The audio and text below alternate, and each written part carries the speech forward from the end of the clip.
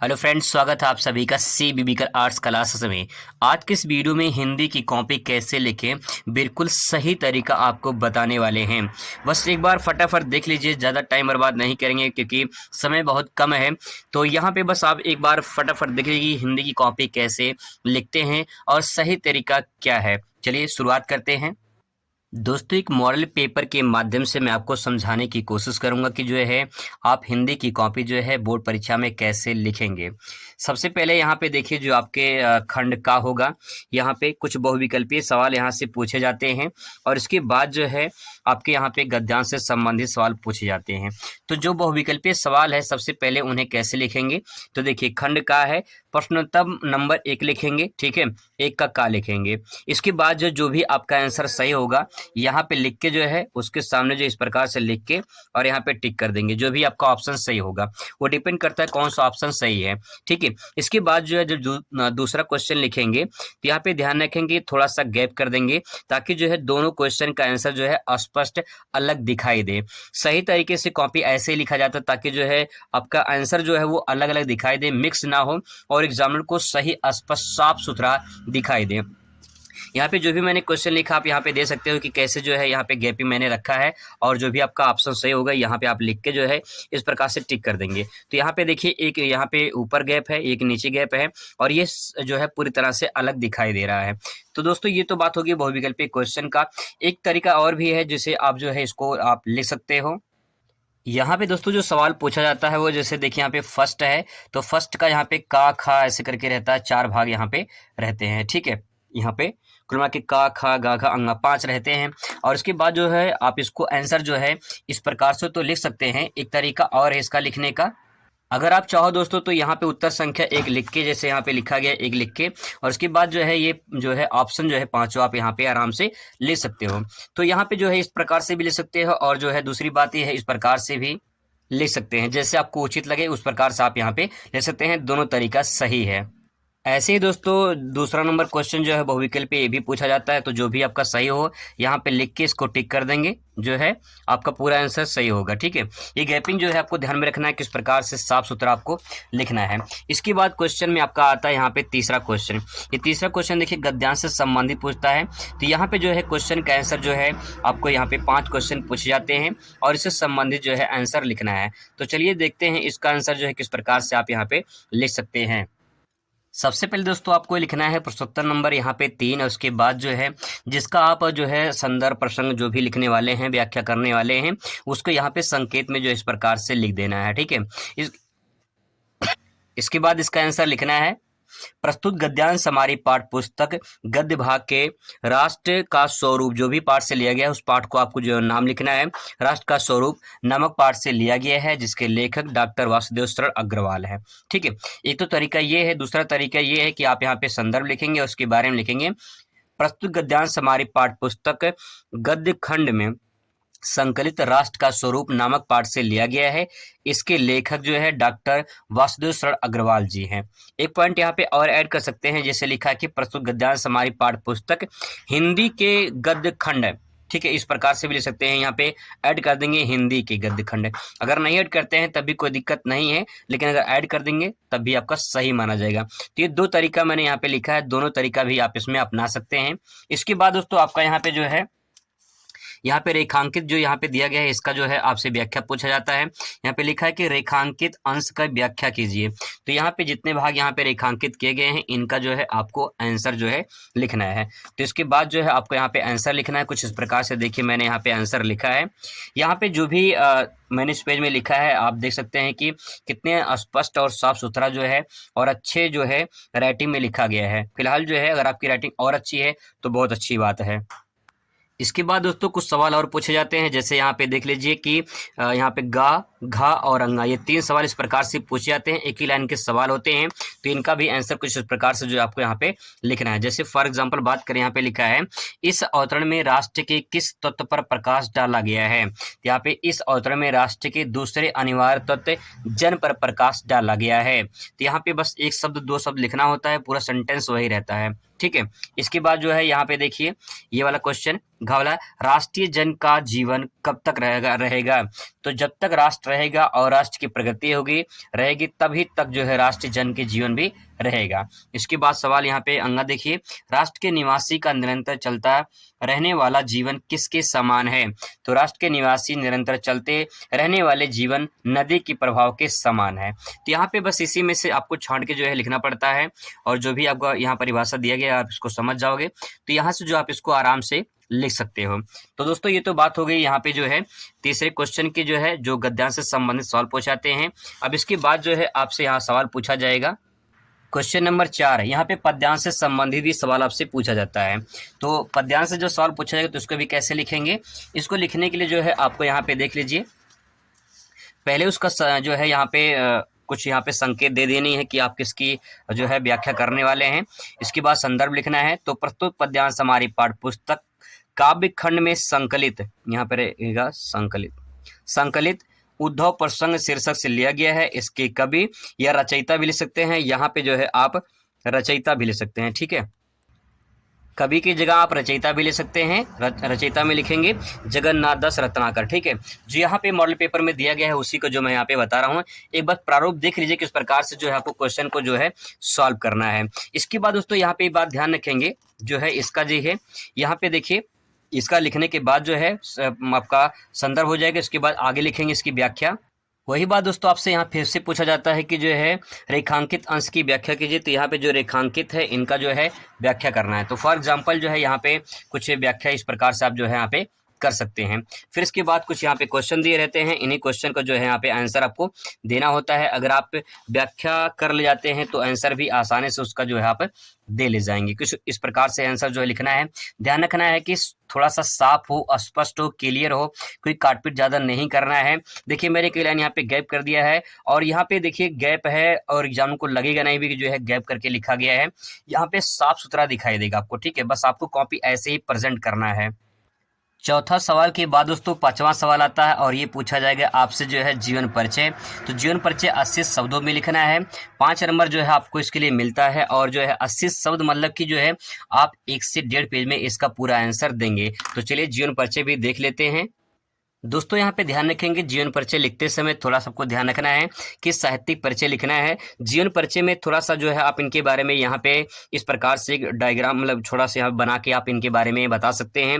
इनका नाम, पिता का नाम, माता का नाम, जन्म स्थान, भाषा, शैली, शिक्षा, जन्म, मृत्यु, ये सब जो है आप यहाँ पे लिख सकते हैं। तो ये तो जीवन परिचय हो गया। आप इसके बारे में जो है यहाँ पे लिख भी सकते हैं, या तो इस प्रकार से लिख देंगे तो आपका जो है यहाँ पे क्लियर हो जाएगा, ठीक है।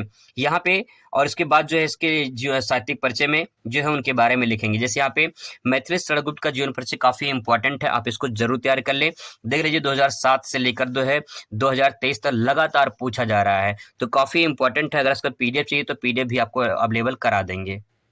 साहित्यिक परिचय लिखने के बाद जो है यहाँ पे थोड़ा सा आपको कृतियाँ यानी रचनाएं भी लिखना होता है।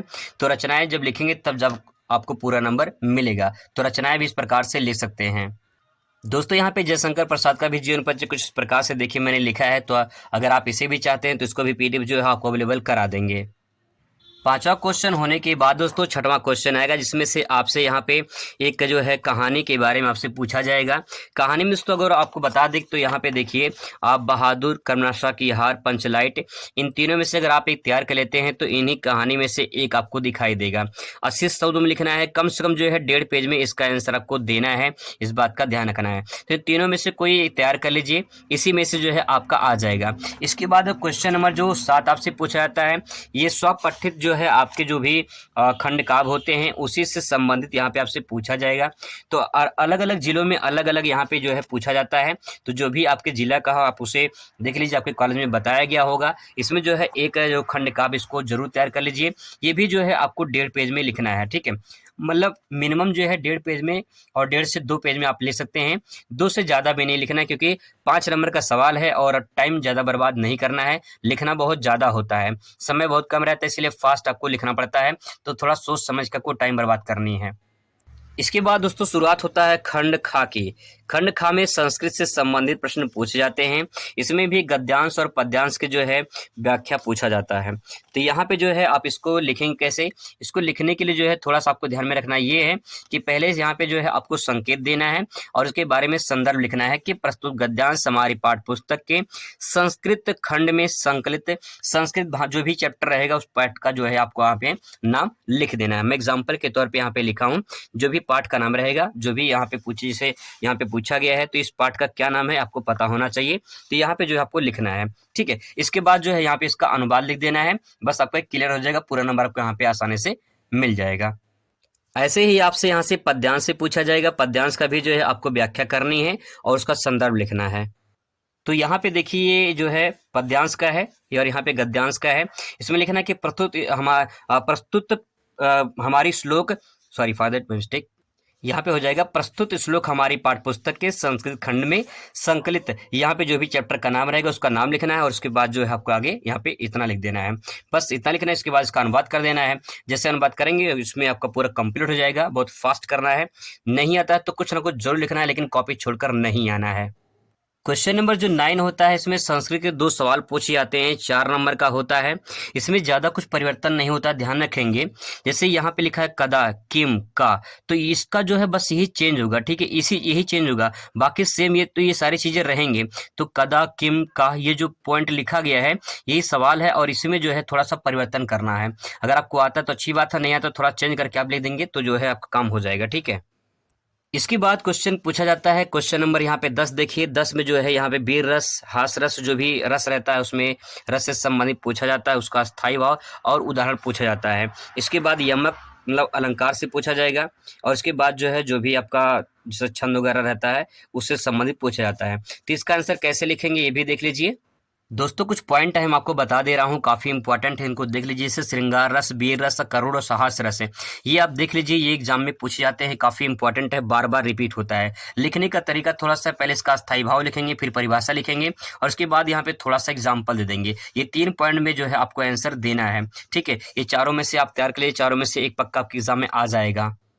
इसके बाद दोस्तों क्वेश्चन नंबर आपका 10 पूछा जाएगा। 10 का खा है, तो यहाँ पे 10 के खा में अलंकार, श्लेष अलंकार, यमक अलंकार, उत्प्रेक्षा अलंकार, ये 3 अलंकार काफी इंपॉर्टेंट है, इसको भी एक बार देख लीजिए। इसका लिखने का तरीका है, पहले परिभाषा लिखेंगे, फिर इसका उदाहरण दे देंगे, पूरा नंबर आपको मिल जाएगा। इसके बाद क्वेश्चन नंबर 10 का गा रहेगा, इसमें छंद, छंद में दोहा, चौपाई, सोठा, ये तीनों में से कोई एक पूछा जाएगा। लिखने का तरीका है कि परिभाषा पहले, इसके बाद जो है उदाहरण देंगे, तो जो है पूरा नंबर आपको मिल जाएगा और आपका सही तरीके से लिखते हैं, यही लिखने का तरीका है। अगर आप ऐसे लिखेंगे तो पूरा नंबर पक्का मिलेगा। इसके बाद दोस्तों क्वेश्चन नंबर 11 आपसे पूछा जाएगा, निबंध 9 नंबर का रहेगा। जो नंबर थोड़ा ज़्यादा वाले हैं, जैसे कि यहाँ पे 9 नंबर का ये है, इन सबको थोड़ा सा ज़्यादा फोकस करना है और अच्छे से लिखने की कोशिश करनी है। दोस्तों अगर निबंध की बात करें तो निबंध में जो है यहाँ पे देखिए कुछ निबंध मैंने लिखा है, कुछ इंपॉर्टेंट निबंध है, ये 5 निबंध हैं, ये बार बार रिपीट होते हैं, मैंने इसे लिखा है, तो अगर आप इनमें से तैयार किए होंगे तो आपको फायदा जरूर मिलेगा। भारतीय किसान समस्या और समाधान, मेरे प्रिय कवि या लेखक के बारे में पूछा जाता है, बेरोजगारी समस्या समाधान, पर्यावरण से संबंधित सवाल पूछे जाते हैं, बार बार थोड़ा सा उसमें चेंजिंग कर देता है और बार बार रिपीट होते हैं। नई राष्ट्रीय शिक्षा नीति सन 2020 के अकॉर्डिंग जो है आपसे पूछा जाएगा, 2020 से एनसीईआरटी लागू है, तो ये भी जो है आपसे सवाल पूछा जा सकता है। लिखने का तरीका दोस्तों सबसे पहले ये है कि इसमें सबसे पहले रूपरेखा तैयार कर लीजिए। रूपरेखा में जो है प्रस्तावना, जो भी पॉइंट उसके जो भी मैं पूछा जाएगा उसको पॉइंट लिख के लास्ट में उपसंहार निष्कर्ष के बारे में थोड़ा सा लिख देने हैं। प्रस्तावना नहीं, परिचय के बारे में लिखना है। निष्कर्ष में जो है जो भी उसका निष्कर्ष डिसीजन निकलता है कि फिर क्या होता है, तो यहाँ पे जो है आप उसके बारे में यहाँ पे कम से कम 7-8 लाइन जो है निष्कर्ष में आप लिख देंगे। प्रस्तावना में भी कम से कम 6-7 लाइन लिखेंगे, ठीक है। निबंध जो है आपको कम से कम मान के चलिए कि 3 से 4 पेज में जो है निबंध को लिखना है, ठीक है। कोशिश करें कि लास्ट में लिखिए, आराम से सोच के। ध्यान रखेंगे एक पॉइंट और बहुत ही मोस्ट इंपॉर्टेंट है कि निबंध में अगर पूरा नंबर लेकर आना है तो कोटेशन का प्रयोग जरूर करना है। कोटेशन का जैसे मान लो शायरी टाइप का होता है ना, तो उसको इन्वर्टेड कामा में करके जो है, या फिर जो है उसको अंडरलाइन करके, या फिर जो है उसको पेन चेंज करके काले पेन से जो है, नीले पेन से, किसी जो है पेन से जो है आपको जो वहाँ पे लिखना है, ठीक है, काला नीला से, और अच्छे से लिख के जो है कोटेशन और उसके बाद जो है ये सब रूपरेखा तैयार करके जब अच्छे से लिखेंगे तो पूरा नंबर आपको निबंध में मिल जाएगा। इसके बाद दोस्तों यहाँ पे छोटे छोटे क्वेश्चन पूछे जाते हैं, जैसे संधि है, ठीक है, समास से सवाल पूछे जाते हैं, प्रत्यय से पूछे जाते हैं, ये जो है विभक्ति से जो है सवाल कुछ यहाँ पे पूछे जाते हैं। तो इनको भी फटाफट देख लेते हैं किस प्रकार से जो है इनको आंसर आप लिखेंगे। सबसे पहले संधि की बात करें तो देखिए संधि में जैसे कि आपका ऑप्शन जिसे बहुविकल्पित टाइप का सवाल रहता है उसमें जो भी सही रहेगा, जैसे यहाँ पे देखिए नैनम है तो इसका हो जाएगा ने धन अनम हो जाएगा, ठीक है, इस प्रकार से लिख के टिक कर देना है। और जैसे देखिए यहाँ पे क्वेश्चन नंबर 12 का सेकंड है, 12 का फिर का पहला, ठीक है, फिर 12 का दूसरा, फिर 12 का तीसरा, इस प्रकार से 3 पॉइंट पूछे गए हैं, ठीक है। तो यहाँ पे इस प्रकार से भी आप लिख सकते हैं। जैसे पावका है, काफी इन तीनों इंपॉर्टेंट है जो मैंने यहाँ पे लिखा है, वो पूछ सकता है आपके एग्जाम में। पावका है तो पौधन अका हो जाएगा, ठीक है। और इसके बाद जो है यहाँ पे निश्चल दिया है तो निर्धन छल हो जाएगा। तो यहाँ पे इस प्रकार से लिख के टिक कर देंगे, आपको पूरा कंप्लीट हो जाएगा। इसके बाद आपका आता है समास। समास में 2 समास आपसे पूछा जाएगा, जैसे यहाँ पे चंद्रशेखरा है, सज्जना है, तो ये कर्मधारय समास है और ये बहुव्रीहि समास है, ठीक है। समास के बारे में बात हो गई। ऐसे ही आपसे प्रत्यय पूछा जाएगा तो श्रीमती या श्रीमान का पूछ सकता है तो इसका प्रत्यय हो जाएगा मातुप, और जो है नित्य का पूछ सकता है तो इसका कत्वा हो जाएगा। तो ये जो है काफ़ी इंपॉर्टेंट प्रत्यय है जो मैंने सेलेक्ट यहाँ पे किया है। इसके बाद जो है क्वेश्चन नंबर जो है 13 आपसे पूछा जाएगा। जो क्वेश्चन नंबर 13 है कुछ इस प्रकार से, यहाँ पे जो है जो विभक्ति वाले पॉइंट होते हैं यहाँ से जो है पूछा जाएगा, ये खा वाला पोर्सन, ठीक है। का मैंने आपको बता दिया, खा वाला जो आपसे पूछा जाएगा। तो देखिए का मैंने बता दिया है, यहाँ पे ये का हो गया ऊपर, 13 का खा वाला जो विभक्ति वाला पॉइंट होता है वो आपको यहाँ पे लिखना होगा। सबसे लास्ट वाला सवाल दोस्तों रहेगा 14 नंबर क्वेश्चन आपसे जो पूछा जाएगा लेटर यानी एप्लीकेशन, पत्र लेखन के बारे में। जो पत्र लेखन होगा उसके बारे में आप लिखते आ रहे होंगे अपने स्कूल में। तो जैसे एग्जाम्पल के तौर पे आपको बीमारी पे लिखना है तो यहाँ पे सेवा में श्रीमान प्रधानाचार्य जी, जो भी आपका कॉलेज होगा जैसे सी बीबीकर इंटर कॉलेज बिंदेखलपुर धरती नगर उत्तर प्रदेश, ठीक है। यहाँ पे ये हो गया। अब विषय है, विषय में बीमार होने पर अवकाश हेतु प्रार्थना पत्र लिखा गया है। तो महोदय सबने निवेदन है कि जो भी आपका प्रॉब्लम है यहाँ प्रॉब्लम लिखेंगे। अतः इसके बाद जो है यहाँ पे आप लिखेंगे कि जो है अतः आपसे विनम्र निवेदन है कि मुझे 1 दिन की छुट्टी देने की कृपा करें। दिनांक यहाँ पे लिखेंगे। उसके बाद जो है आपका आज्ञाकारी छात्र या छात्रा जो भी हो, यहाँ पे नाम, कक्षा, रोल नंबर, ये सब आप लिख देंगे। तो जो है ये इस प्रकार से जो आपका एप्लीकेशन तैयार हो जाएगा।